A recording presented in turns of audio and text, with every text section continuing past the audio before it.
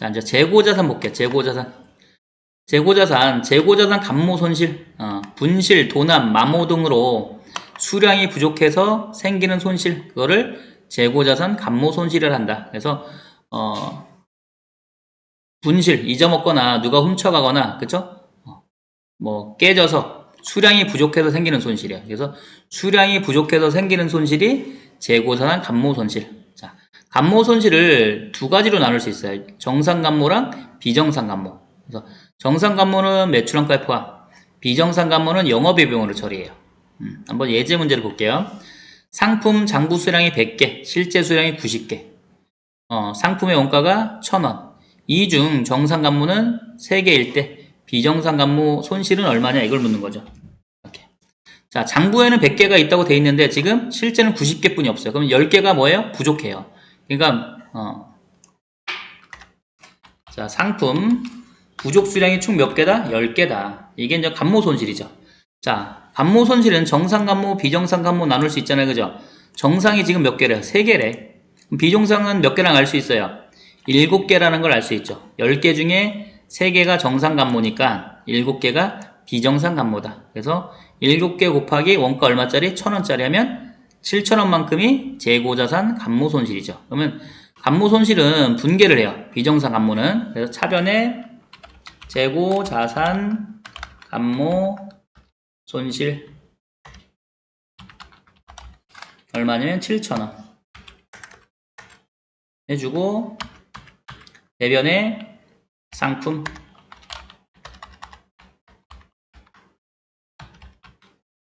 자, 상품의 적요8. 사실 뭐 적요8이라는 거는 입력할 때 배울 건데, 그쵸? 실기할 때 배울 건데, 자, 분개를 했을 때 상품, 제품, 원재료가 대변에 오면 적요8, 타계정 대체. 그러니까 다른 목적으로 나간 거예요. 원래 상품을 팔면 상품 매출, 제품 팔면 제품 매출 이렇게 하잖아요. 그죠? 근데 팔지 않고 나간 거죠. 그쵸? 상품이 부족해서, 그쵸? 이렇게. 그래서 팔지 않고 나갔을 때, 그러니까 대변에 상품, 제품, 원재료가 오면 적요8을 해준다. 이건 입력할 때 필요한 거예요. 프로그램 쓸 때. 자, 이 재고자산 평가 손실, 그죠? 재고자산의 시가가 취득원가보다 하락한 경우 재고자산 평가 손실로 처리하며 매출원가에 가산해요. 그래서 재고자산 평가 손실은 비용 계정 과목이 아니에요. 매출원가에 포함하는 그런 계정 과목. 자, 상품 수량 100개, 상품의 원가가 1000원, 시가가 800원일 때 평가 손실은 이렇게 돼 있어요. 자, 수량이 100개 있는데 원가는 1000원인데 지금 시가가 800원이에요. 그래서 시가가 원가보다 낮아졌죠. 그럼 하나당 얼마가 손실이에요? 200원. 그래서 100개 곱하기 200원 하면 얼마예요? 2000원. 2000원이 뭐다? 재고자산 평가 손실이다. 이렇게 할 수가 있겠죠. 자, 3번. 재고자산 수량 결정 방법이에요. 수량을 셀 때 계속기록법, 실제재고 조사법이 있다. 그래서 계속기록법은 상품이 들어오고 나갈 때마다 계속적으로 기록하는 거고, 실제재고 조사법은 실제로 창고에 있는 수량을 세는 거예요. 자, 그런 거고. 자, 그 다음에 4번 보면 재고자산 원가, 다른 말로 단가죠. 원가나 단가를 결정하는 방법이 개별법, 선입선출법, 후입선출법, 뭐 이동평균법, 총평균법이 있어요. 4번은 되게 중요해요. 일단은 단가를 결정한다는 게 뭐냐면, 자, 예를 들어 1월 5일 날 상품을 사왔어요. 10개를 사왔는데 단가가 100원짜리야. 그 다음에 1월 28일 날 또 상품을 사왔는데 15개를 사왔어요. 얘는 110원짜리. 그 다음에 2월 14일 날 상품을 사왔어요. 12개를 사왔는데 얘는 단가가 120원. 근데 사오는 단가가 다 다양하잖아요. 그죠? 다양한데 3월 10일 날 상품을 팔았어요. 10개를 팔았어. 이윤을 붙여서 300원에 파는 거예요. 그래서 이건 매출이 되겠죠. 매출은 4,000원이에요. 그러면 자, 팔았으면, 그쵸? 원가를 알아야 되겠죠. 그러면 이 10개가 원가가 이렇게 다양하잖아요. 얻은 걸 파는 걸로 볼 거냐. 이런 거야. 만약에 선입선출법을 쓰면 여기서 나가겠죠. 그렇죠? 100원짜리로 보는 거고. 후입선출법을 쓰면 여기서 나가니까 120원짜리 원가가 이렇게 보는 거죠. 그 다음에 평균법은 평균을 내는 거고. 자, 이렇게 팔았을 때 원가를 어떤 걸로 처리할 거냐, 이런 거예요. 자, 그래서 일단은 원가, 단가를 결정하는 게 개별법. 일단 개별법 같은 경우는 1대1 대응이에요. 그래서 가장 정확하긴 한데 모든 업종에서 쓰기는 힘들어요. 그래서 골동품 회사나 귀금속 회사 이런 데서 주로 쓰는 게 개별법. 자, 선입선출법은 먼저 들어온 걸 먼저 파는 거. 그쵸? 이게 가장 일반적인 경우죠. 그래서 먼저 들어온 걸 먼저 파는 방법. 그 다음에 후입선출법은 나중에 들어온 걸 먼저 판다. 이런 뜻이에요. 이동평균법은 상품이 들어올 때마다 평균치를 내는 거예요. 총평균법은 뭐예요? 평균을 한 번만 내는 거예요. 이렇게. 그리고 선입선출법과 후입선출법 비교하는 문제가 자주 나와요. 자, 선입선출법 같은 경우는 물량 흐름과 원가 흐름이 대체적으로 일치한다. 그렇죠? 물량 흐름과 원가 흐름이 일치한다. 이렇게 보시면 되고, 자, 수익과 비용 대응이 부적절하다. 이렇게. 자, 이게 무슨 뜻이냐면, 자, 요걸로 예를 들어볼게요. 자, 3월 10일 날 10개를 팔았어요. 선입선출법이면 여기서 먼저 나가는 거죠. 그쵸? 지금 3월 달에 파는데 원가는 지금 1월 거를 대응하는 거야. 그러니까 수익 비용 대응이 적절하지 않죠. 현재 매출에 옛날 원가가 적용되니까. 됐어요. 자, 후입선출법. 물량 흐름과 원가 흐름이 불일치한다는 거예요. 불일치 왜? 거꾸로 파는 거니까. 그죠? 나중에 들어온 걸 먼저 팔기 때문에. 그 대신 수익과 비용 대응이 적절하다. 자, 여기 보시면 3월 10일 날 매출 10개를 팔았어. 그럼 후입선출법으로 하면 제일 최근 게 나가니까 여기서 나가는 거죠. 그죠? 제일 최근 게 나가요. 그러니까 지금 매출에 그죠? 가장 최근 원가가 적용되는 거니까 수익 비용 대응이 적절하다. 이렇게 보는 거죠. 자, 그래서 선입선출법, 후입선출법 요 내용을 숙지하고 있어야 돼요. 자, 그다음에 자, 물가가 상승할 때 이익이나 기말이 큰 순서, 이게 큰 순서예요. 선입선출, 평균, 후입선출. 그러니까 선입선출법이 제일 크고 후입이 제일 작은 거예요. 이익이나 기말이. 매출원가는 반대예요. 누가 제일 커요? 후입선출법이 매출원가는 제일 크고 그 다음 평균, 선입선출 이렇게 되게. 만약에 물가가 하락시 이렇게 나오면 부동어가 다 바뀌겠죠. 그렇죠? 물가 상승시를 외우고 있으면 되겠죠. 이익이나 기말이 큰 순서, 매출원가 반대. 자, 그 다음에 예제 다음 자료를 토대로 선입선출법, 평균법에 의한 매출원가, 매출총이익, 기말재고를 구하시오 이렇게 됐어. 그래서 선입선출법, 총평균법 각각 매출원가, 매출총이익, 기말재고를 한번 구해볼 거예요. 자, 선입선출법부터 한번 해볼게요. 자, 1월 3일 기초가 10개 있었고 이건 100원짜리. 3월 10일 날 30개를 사왔어요. 이건 120원짜리. 4월 25일 날 팔았죠. 그쵸? 20개를 팔았어요. 얼마에 팔았다? 200원에. 그러면 얼마가 돼요? 224 4,000원 이렇게 되겠죠. 자, 매출은 4,000원이에요. 20개를 200원에 팔았으니까 4,000원. 그러면 팔을 때 뭘 구해야 되냐면 팔았을 때는 매출 원가를 구해야 돼요. 팔을 때 매출 원가를 구해야 된다. 왜냐면 20개를 팔았으니까 이건 매출이야. 4,000원. 그죠? 이거에 대한 원가를 구해야 되겠죠. 그게 뭐다? 매출 원가. 그러면 자 20개를 팔았으니까 20개의 원가를 구하는 거예요. 20개의 원가. 보세요. 선입선출법이니까 이 20개가 어디께 먼저 나가야 돼요? 일단은 여기서 10개가 나가야 돼요. 여기서 10개가 붙어 나가고, 그렇죠? 여기서 10개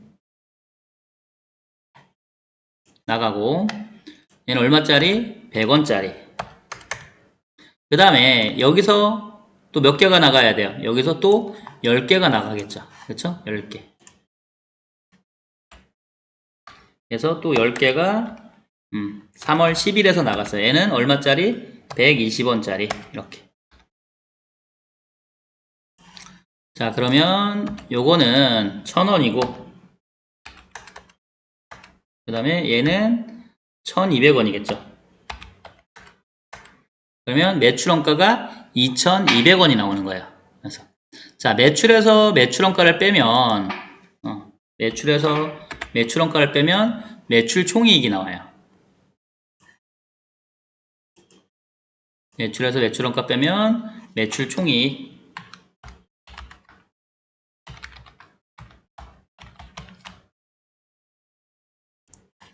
자, 볼까요? 일단은 매출은 4,000원. 그쵸? 매출원가는 1,000원, 1,200원. 그래서 얼마예요? 매출원가가 2,200원이에요. 2,200원. 이렇게. 그러면 4,000원에서 매출 4,000원에서 매출원가 2,200원 빼니까 얼마가 나와요? 1,800원. 이렇게. 그래서 매출 총이익은 1,800원이다. 이렇게 할 수가 있겠죠. 자, 그 다음에 기말재고는 뭐냐면 기말재고도 구할 거예요. 매출원가, 매출총이익, 기말재고. 기말재고는 팔고 남은 거. 팔고 남은 거가 기말재고가 되겠죠. 자, 기말재고를 한번 볼게요.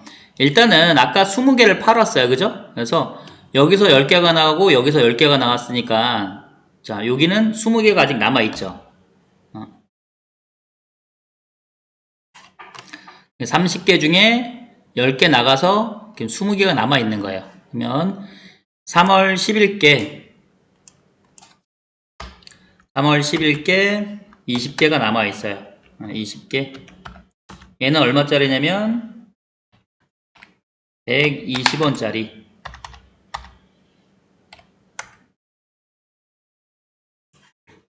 그래서 얘는 얼마예요? 2,400원.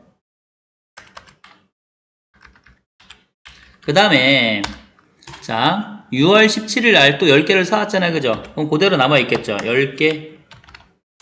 얘는 130원짜리예요. 그러면 곱하면 얘는 얼마 나와요? 1,300원. 그러니까 기말재고는 2개 더하면 3,700원이 나오겠죠. 여기다 쓸게요. 그래서 기말재고는 얼마다? 3,700원이다. 이렇게. 자, 다시 정리를 하자면 일단은 매출할 때 뭘 구한다? 매출원가를 구해야 된다. 일단 매출은 20개를 팔았어요. 200원짜리. 그래서 2, 2, 4, 4,000원인 거고. 자, 매출에 대한 원가. 그래서 매출원가죠. 매출원가를 구할 건데, 자, 20개를 팔았으니까 20개 원가를 구할 건데, 선입선출법이니까 위에부터 나가는 거예요. 여기서 10개가 나가요. 그쵸? 10개. 얘는 얼마짜리? 100원짜리. 해서 1,000원.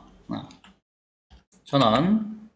그 다음에, 자, 여기서 또 10개가 나가죠. 여기서 10개가 나가고, 남는 게 20개 또 남은 거죠. 그래서, 자, 얘는 얼마짜리? 120원짜리가 나간 거예요. 그래서 1,200원. 그래서 매출원가는 2,200원이에요. 매출이 4,000원. 매출원가가 2,200. 그래서 매출 총이익은 1,800원이 나겠죠. 1,800원이 매출 총이익. 이렇게. 자, 기말재고는 팔고 남은 거.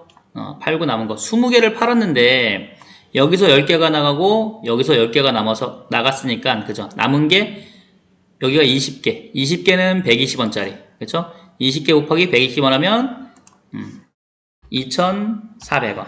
그 다음에 6월 17일 날 또 10개를 사왔잖아요. 그죠? 이거는 130원짜리. 그래서 1,300원. 이렇게. 그래서 3,700원이 기말재고다. 됐죠? 자, 총평균법 해볼게요. 총평균법은 평균을 한 번만 구하는 거예요. 자, 그래서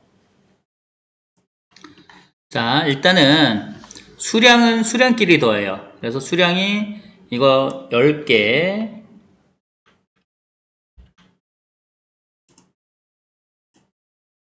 이거 10개 그 다음에 또 사온 거 이거 30개 그 다음 매출 빼고 또 사온 거 10개. 그럼 총 몇 개예요? 총 50개죠. 그래서 50개. 총 수량이 50개. 자, 일단은 또 금액은 금액끼리 더하는 거예요. 이거는 1,000원이죠. 1,000원.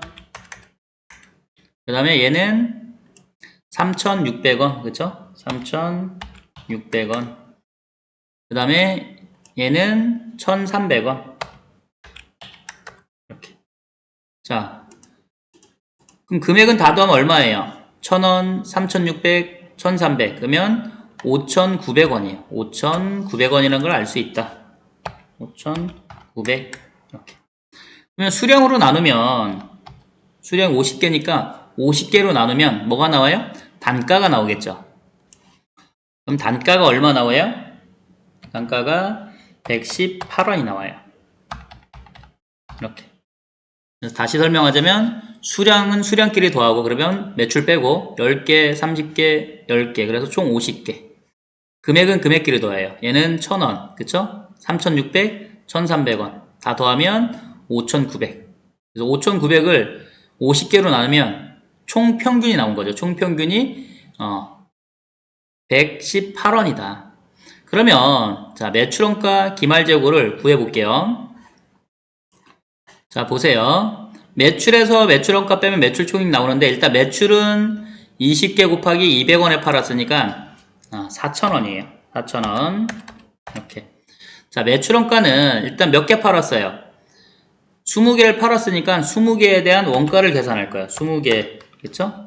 자, 총평균법은 평균을 한 번만 구하면 돼요. 일단은 얼마예요? 118원. 단가가 118원 이렇게. 그러면 얼마 나와요? 20개 곱하기 118원 하면 2,360원이 나오죠. 이렇게. 그렇죠? 자, 그럼 매출 총액도 금방 구할 수 있겠죠? 자, 매출 4,000원에서 매출원가 2,360원을 빼면 얼마가 나온다? 1,640원 이렇게 나오겠죠. 자, 그 다음에 기말재고를 구해볼게요. 기말재고. 자, 보세요. 총 50개 중에서 20개를 팔았으니까 남은 개수가 30개가 남았죠. 남은 게 얼마다? 30개. 여기에다가, 그쵸? 총평균법으로 구한 단가가 얼마예요? 118원. 그래서 118원을 곱하면 그러면 3,540원이 나오겠죠. 이렇게. 자, 그럼 정리를 하자면 총평균법은 평균을 한 번만 구하면 된다. 일단은 구하는 방법이 수량은 수량끼리 더해요. 수량을 이렇게 그쵸 매출 빼고 다 더하면 돼. 10개, 30개 그 다음에 10개 또 사왔어. 그러면 총 50개가 돼요. 그 다음에 금액은 금액끼리 더하죠. 금액 1,000원, 3,600원, 1,300원 그래서 5,900원 그래서 5,900원을 50개로 나누면 새로운 단가가 나오죠. 118원이 나왔어요. 이 118원을 팔은 수량에 곱하면 매출원가가 나오는 거고 남아있는 수량에 곱하면 기말재고가 나오는 거고 이렇게 되는 거죠. 자 됐죠? 자 5. 기말재고자산의 귀속 여부.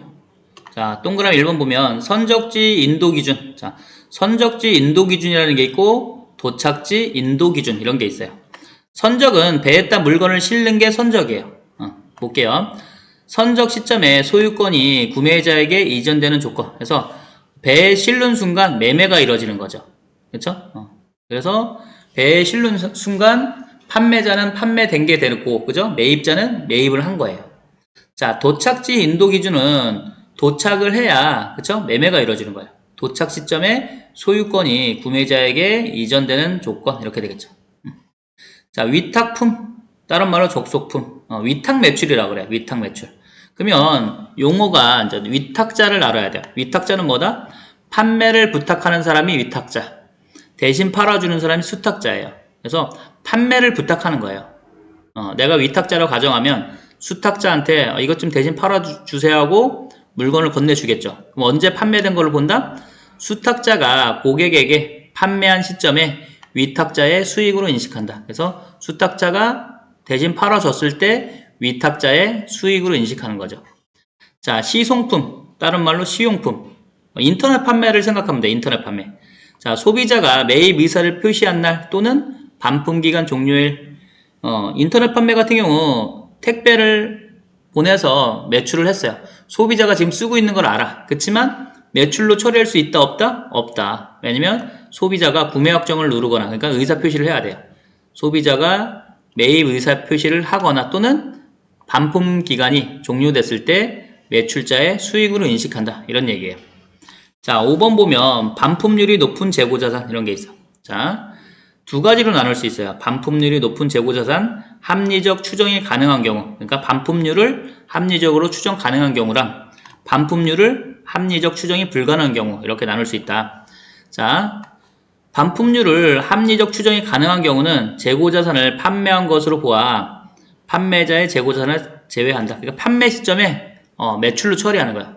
이렇게. 근데 합리적 추정이 불가능한 경우, 그러면 구매자가 인수를 수락하거나 반품 기간이 종료되는 시점에 판매자의 재고자산에서 제외한다. 그러니까 구매자가 매입 의사 표시를 할 때까지 기다려야 돼. 또는 반품 기간이 종료될 때까지 기다려야 되겠죠. 이렇게. 자, 6번 보면 이게 가장 기본이죠. 현금 판매, 할부 판매, 외상 판매는 뭐다? 인도 기준이라고 그래. 인도 기준. 물건을 건넸을 때. 재화가 물건이에요. 재화를 인도하는 시점에 판매한 것으로 보아 판매자의 재고자산에서 제외한다. 뭐 이렇게 되겠죠. 됐죠? 자, 이제 유형자산 한번 볼게요. 유형자산. 자, 유형자산의 취득원가. 취득 부대비용. 자, 설치 장소 준비를 위한 지출. 운송비, 설치비, 설계와 관련하여 전문가에게 지급하는 수수료, 시운전비, 취득세, 등록세, 유형자산 취득과 직접 관련되는 세제, 공과금 이런 게 다 뭐예요? 다 원가 포함. 그래서 다른 말로 취득 부대비용 이렇게 되겠죠. 사원 자산에 포함해준다. 우리 다 원가 포함 배웠으니까. 자, 그 다음에 유형자산 취득 이후의 지출이 있어요. 유형자산 취득 이후의 지출을 자본적 지출과 수익적 지출을 나눌 수가 있겠죠. 자본적 지출, 수익적 지출. 이거 분개할 때 다 배운 거잖아요. 그죠? 그래서 자본적 지출은 뭘로 처리한다? 자산으로 처리한다. 자산 처리 이렇게. 자, 볼게요. 미래의 경제적 효익을 증가시키거나 내용 연수를 연장시키는 지출이며 어떻게? 자산으로 회계 처리한다. 그래서 어떤 것들이 자본적 지출이냐면 엘리베이터 설치, 에스컬레이터 설치, 증축, 냉난방 장치 설치, 피난시설 설치, 개조 이렇게. 사실 여기 요만큼이 다 건물과 관련된 거예요. 이런 게 자본적 지출. 그 다음에 자동차 같은 경우는 자동차 엔진 교체 이렇게. 자동차는 자동차의 엔진을 교체했을 때 자본적 지출. 그 다음에 기계장치 같은 경우는 주요 부품을 교체했을 때 자본적 지출이에요. 주요 부품 교체 이렇게 자본적 지출. 자, 그러면 예제 문제를 풀어볼게요. 건물에 엘리베이터 설치 비용 5천만 원을 보통예금 통장에서 이체했어요. 일단 돈이 보통예금 통장에서 나갔죠. 5천만 원.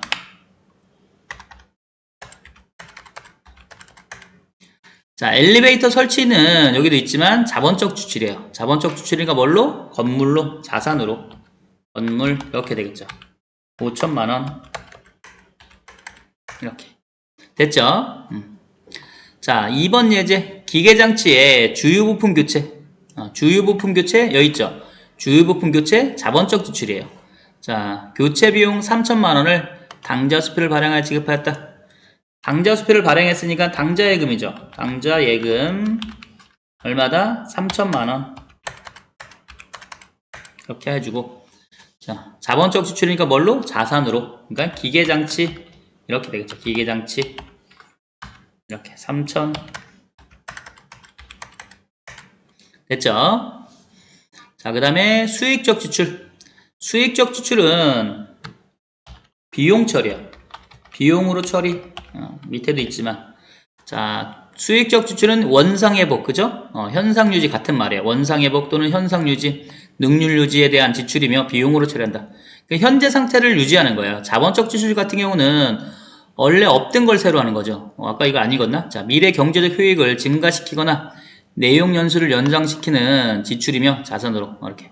그래서 대부분 없는 걸 새로 하는 거예요. 그래서 그 자산의 가치가 증가하거나 내용 연수가 증가하겠죠. 근데 수익적 지출은 원상 회복이에요. 현상 유지, 현재 상태를 유지하는 거죠. 유리창이 깨져서 교체를 했어. 그러면 깨졌으니까 새로 교체하는 거잖아요. 그죠?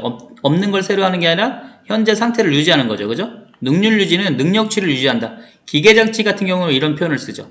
자, 기계 장치 같은 경우는 부품이 낡으면 생산도 잘 안 되고 그러니까, 그렇죠? 기계 부품을 교체하는 거예요. 그냥 일반 부품. 이렇게.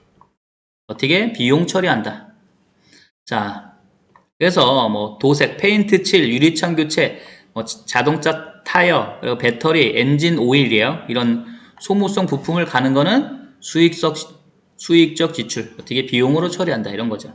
자, 문제 한번 풀어볼게요. 영업부 자동차의 엔진 오일을 교체하고 5만원을 보통 예금에 지급했어요. 엔진 오일이에요. 엔진을 가는 게 아니라 엔진 오일. 자, 보통 예금 통장에서 5만원이 나가겠죠. 자, 수익적 지출이니까 뭐예요? 자동차는 차량 유지비예요. 유지비. 이렇게. 5만원. 추가 설명을 하자면 자동차는 차량 유지비를 쓰고 건물, 기계장치, 비품 이런 거는 뭘 써요? 수선비를 쓰죠. 수선비. 자, 2번도 풀어볼게요. 건물의 외벽 도색 비용 16만원을 당좌예금 통장에 지급했어요. 돈이 어디서 나갔어요? 당좌예금 통장에서 16만원. 이렇게. 그쵸? 그냥 페인트 칠, 그죠? 벽에 페인트 칠을 한 거예요. 그래서 뭐예요? 수선비 16만원. 이렇게 되겠죠. 자, 자본적 지출을 수익적 지출로 처리한 경우 이렇게 되겠죠. 자본적 지출은 뭐다? 자산이다. 자산으로 해야 되는데 수익적 지출, 비용으로 처리한 경우. 그러면 자산으로 했으면 자산이 증가했을 텐데 자산으로 안 했으니까 자산이 감소하고 비용 처리했으니까 비용이 증가한 거예요. 이렇게. 그럼 자산과 관련 있는 건 자본이에요. 자산이 감소하면 자본도 감소해요. 그러니까 비용과 뭐가 상관이 있어요? 이익, 뭐 단기순이익 이렇게 생각하면 되겠죠. 자, 비용이 늘어나면 이익은 줄어들죠. 이렇게 되겠죠. 자, 그 다음에 수익적 지출을 자본적 지출을 처리한 경우 수익적 지출은 뭐예요? 비용으로 해야 되는데 자본적 지출, 자산으로 하는 경우예요. 그럼 비용으로 했어야 되는데 안 했으니까 비용이 감소했죠.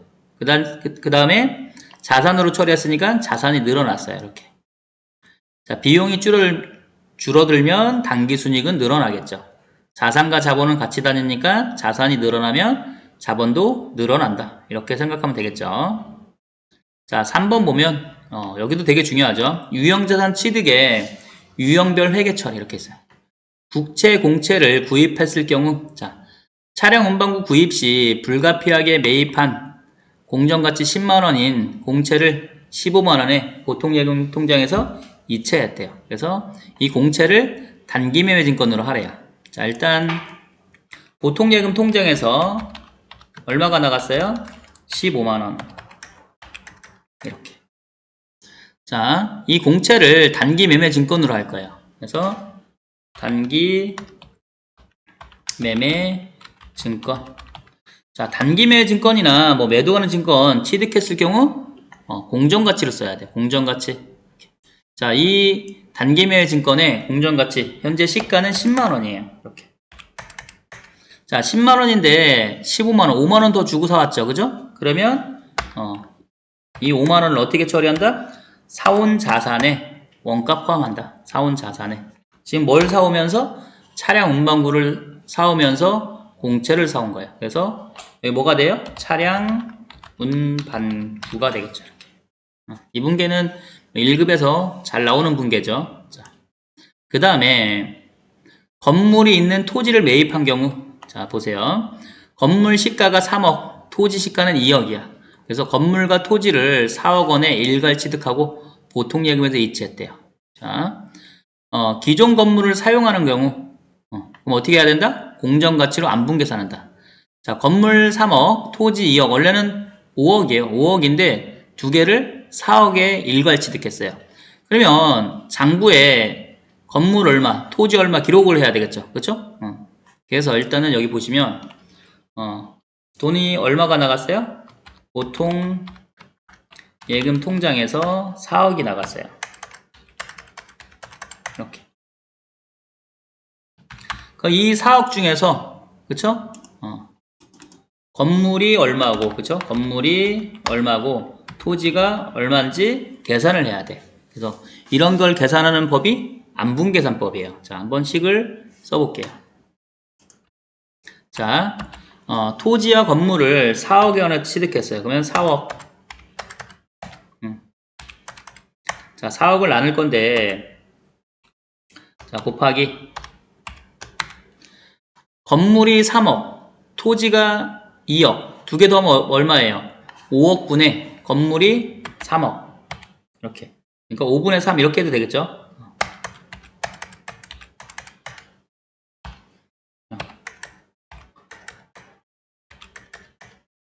이렇게 되겠죠. 자, 건물과 토지를 일괄 취득했어요. 얼마에? 4억 원에. 그럼 건물 가격이 얼마인지 구하려면, 자, 건물 시가와 토지 시가가 각각 있어요. 3억, 2억 더하니까 5억 분의 건물 3억. 이렇게 하면 4억 중에 건물이 얼마인지 나오겠죠. 이런 걸 뭐라 한다? 안분계산. 안분계산. 자, 그러면 얼마가 나와요? 2억 4천이 나와요. 이렇게. 그럼 건물 가격이 2억 4천이 되는 거죠.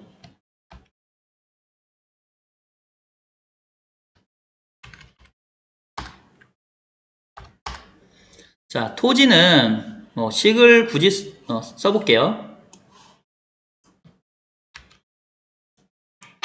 자, 토지 가격은 총 4억 중에 그죠? 3억, 2억 더해서 5억 분의 토지 2억 하면 1억 6천이 나와요. 그래서 토지 가격은 1억 6천이 나온다. 됐죠? 자, 그 다음에 새 건물을 신축하기 위해 기존 건물을 철거하는 경우. 자, 토지랑 건물을 이어지는 거예요. 건물과 토지를 4억에 하나 사왔잖아요. 그죠? 건물과 토지를 총 4억에 사왔는데 건물은 안 쓸 거야. 그래서 새 건물을 신축하기 위해서 기존 건물을 철거할 거야. 그렇게 되면 건물 가격, 철거했으면 철거 비용을 다 토지의 취득원가에 포함하는 거예요. 그래서 철거 비용, 건물 가격 다 어딜로? 토지의 취득원가에 포함한다. 이렇게 되겠죠. 그럼 한번 자, 해볼게요. 자, 일단 보통예금 통장에서 돈이 나갔어요. 4억이.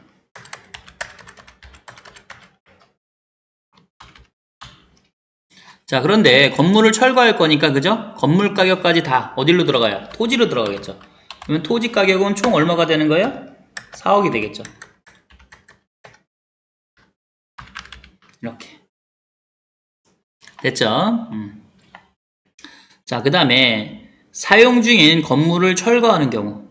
쓰다가 철거할 때야.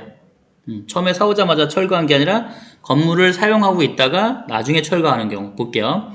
자, 사용 중이던 건물 취득원가 2억, 감가상각 누계액 1억 2천, 철거 비용은 총 2천만 원. 이거 철거 비용은 현금으로 지급했대요. 자, 그러면 분개를 해볼게요. 건물을 철거했으니까 건물이 나가죠. 대변에 건물 얼마짜리예요? 2억.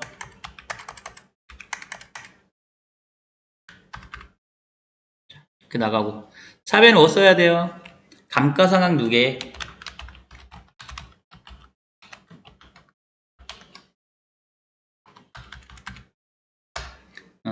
얘가 1억 2천이에요. 1억 2천.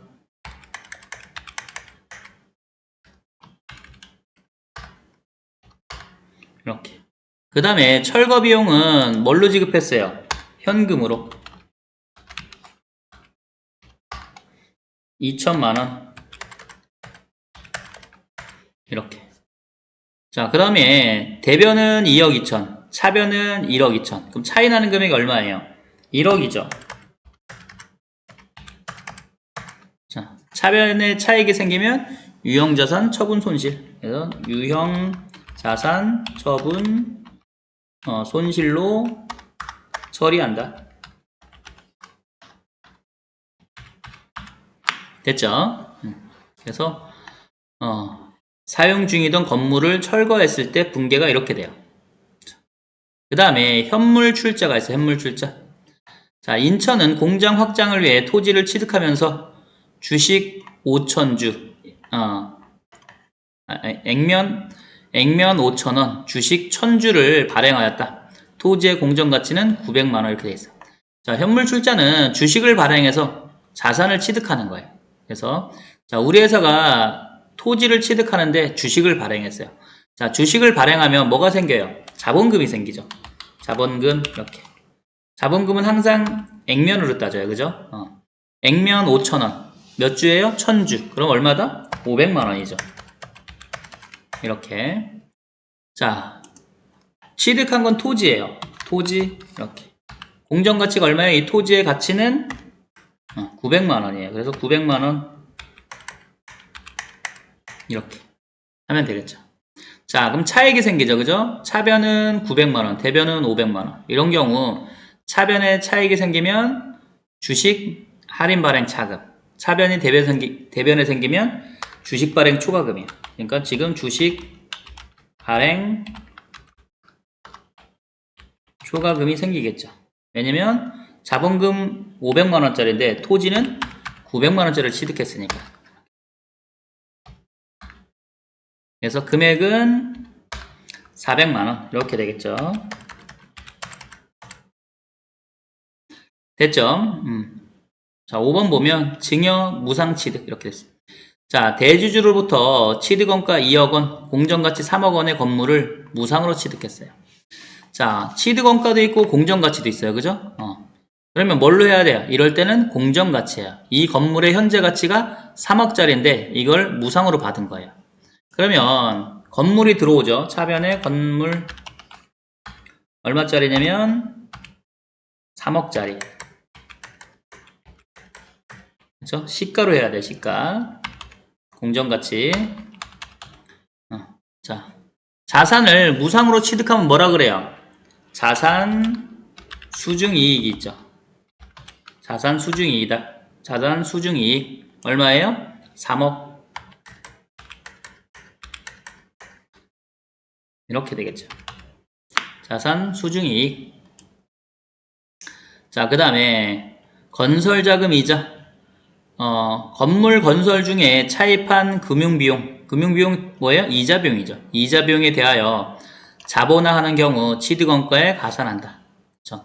건물을 지려면 돈이 많이 들어요. 그렇죠? 대출을 받았을 때 그 이자 비용을 어떻게 자본화할 수 있다. 그러니까 자본적 지출. 그러니까 자산으로 처리할 수 있다. 그런 얘기죠. 예제 문제 볼게요. 공장건물 건설을 위해 차입한 차입금에 대한 이자 300만 원을 보통예금에서 이체하였다. 차입금에 대한 이자는 회계기준상 자본화 대상 요건을 충족하여 공장건물은 내년 5월에 완공된대요. 자, 자본화 대상 요건이 충족한대요. 그러니까 자본적 지출, 자산으로 처리할 거예요. 자, 건물이 완공됐으면 건물 이렇게 할 건데 내년에 완공된대요. 자, 내년에 완공될 예정이니까 무슨 계정 건물 쓰면 돼요? 건설 중인 자산. 아직 짓고 있는 거니까 이렇게. 금액은 300만 원. 이렇게 건설 중인 자산, 유형 자산에 있죠. 자산 처리하는 거예요. 자, 돈은 보통 예금 300만 원. 분계가 이렇게 되겠죠. 자, 7번. 교환으로 취득한, 그쵸? 교환으로 인한 취득. 자, 자산을 바꾸는 거예요, 서로. 그래서 동종교환이라는 게 있고 이종교환이라는 게 있어요. 동종교환, 같은 종류끼리 바꾼다. 이가 뭐예요? 다른 종류끼리 바꾼다. 이렇게 되겠죠.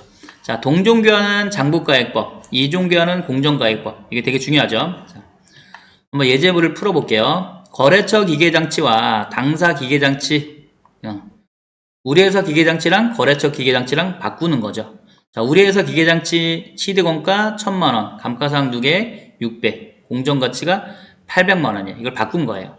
그럼 편의상 거래처 기계를 A라고 할게요. 둘 다 똑같으면 헷갈리니까 A고, 우리 회사 기계장치를 B라고 표현할게요. 이렇게. 자, 그러면 우리가 제공한 기계장치가 나가겠죠. 우리 회사 기계장치가 나가겠죠. 기계장치. 그렇죠? 얘가 B니까 B라고 쓸게요. B.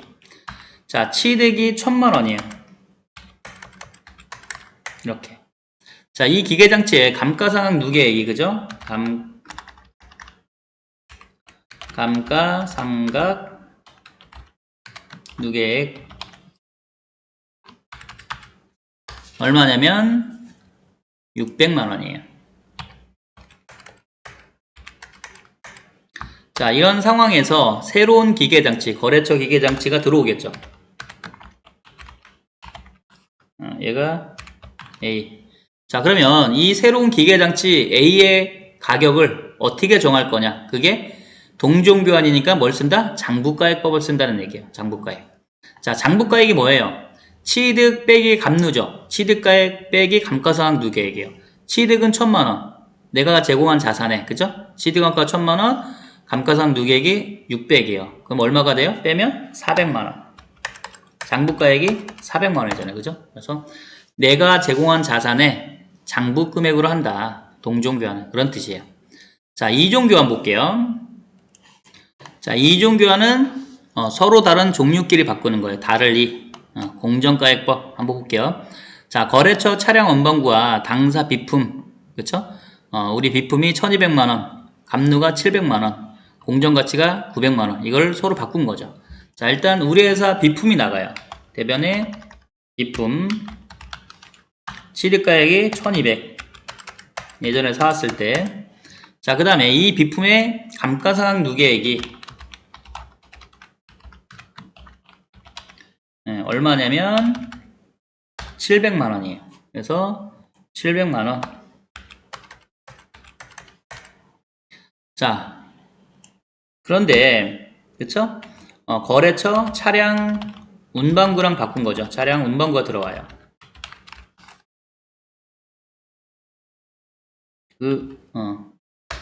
자, 이 차량 운반구의 가격을 어떻게 처리할 거냐 이거죠. 그래서 이종교환, 서로 다른 것끼리 바꿨을 때는 뭐다? 공정가액법. 그래서 내가 제공한 자산의 뭘로? 공정가치로. 이렇게. 그러니까 얘 차량 운반구는 얼마다? 900만원이다.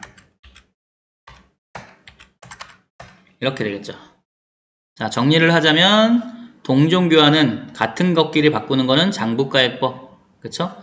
이종교환은 다른 종류끼리 바꾸는 거예요. 그때는 공정가액법. 이걸 꼭 알아둬야 되겠죠. 시험에도 잘 나와요.